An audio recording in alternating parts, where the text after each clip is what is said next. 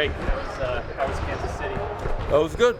Yeah, it was fun watching my daughter, fun watching her team. They played really well against some of the best teams in the country. So definitely a good weekend for them.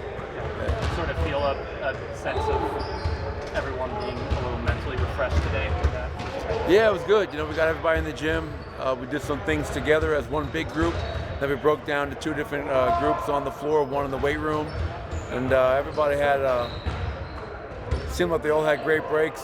We wanted to get in the gym tonight, get a sweat, get up and down, get some cardio in, and then we'll get back at it tomorrow morning. Michael Porter just mentioned that you guys did a little bit of transition work. You guys are pretty low in the league right now in scoring efficiency when you get out in transition. I'm curious what you've seen on film when you look at those situations when you guys do.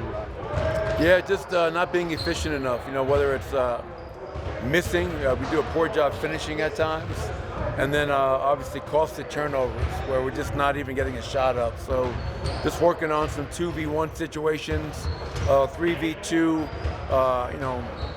advantage breaks where we have to capitalize and score and at least get a shot up. There are too many times when we come down in transition and have the advantage and we don't even get a shot up, and then we ignite their break. So just try to touch on some things, some general things tonight, and we'll turn the page tomorrow and start getting ready for Washington. You've talked about how sometimes it's easier to split up the season into different parts. Is this one of those markings where you say, okay, 27 games to go and kind of regroup and talk about what team you want to be moving forward? Yeah, I mean, obviously did not like how we, went into the break. And injuries had a lot to do with that. Jamal and KCP most notably. But as you mentioned, Katie, 27 to go. 5 games left in the month of February. We have 2 back-to-backs within that stretch.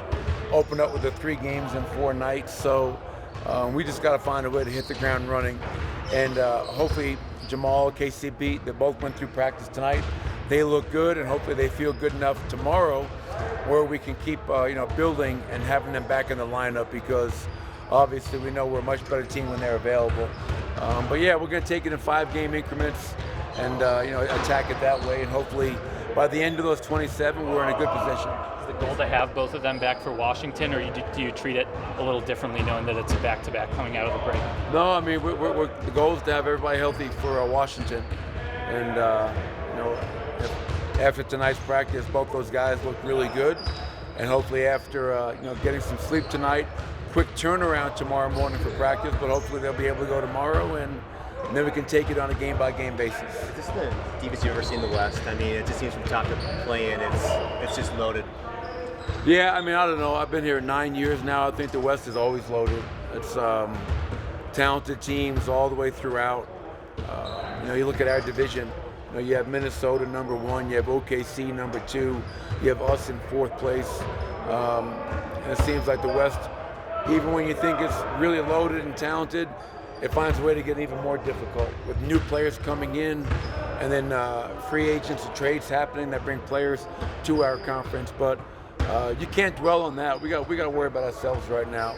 Once again, losing 3 in a row wasn't the ideal situation, but you got to learn from it, get guys back on the court, and hopefully find a way to find our rhythm in these final 27. Do you have a to-do list for these final 27 games, and what would be the top 1 or 2 things on that list?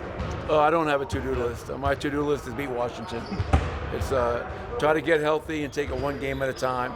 Washington's coming in here, first game out of the break, making sure our guys are back here, not just physically, but mentally, and understanding what's in front of us. A lot of people out there think the All-Star break's the halfway point. It's not. We played 55 games. We have 27 to go. We cannot ease into this 27 games. We have to hit the ground running, and hopefully we're able to do that in our first game against Washington in a few nights. Is there any concern with Nikola not getting much of a physical or mental break, or is that something you guys have learned how to navigate in the last 6 years? Yeah, I mean, it's unfortunate. I didn't spend 1 minute watching anything from the All-Star weekend, and I'm glad I didn't. But Nikola knows how to kind of handle his mind, his body. He flew out there, I think, on Friday, played a few minutes on Sunday, was not required to be here per the rules tonight. So we'll get him back out here tomorrow, and Nicole is the last guy I worry about. I think he's fully understanding of where we're at, what we have in front of us. What was your take on the All-Star game? I'm sure you saw the score, heard about it. The problem with it the last couple of years. Yeah, I mean, You were there last year, right? So you saw it. yeah, and you saw my comments after the game last year, so probably more of the same. I know the league is trying to do everything they can to make it a more competitive game, and that wasn't the case. So I don't know what the league can do. You can't force players to play hard. You can't force players to care. And I think a lot of the players in their defense, 27 games out of the break for us. I'm assuming probably roughly the same for most teams. You also worry about injuries. Your number one duty and obligation is to your team. And so I'm not sure. Maybe they should do like the Pro Bowl, have an All-Star weekend after the season's over, and everybody can go there and have fun. There's nothing competitive about it. Nobody can worry about getting hurt. But it's just the All-Star game is completely different than the All-Star game I grew up watching.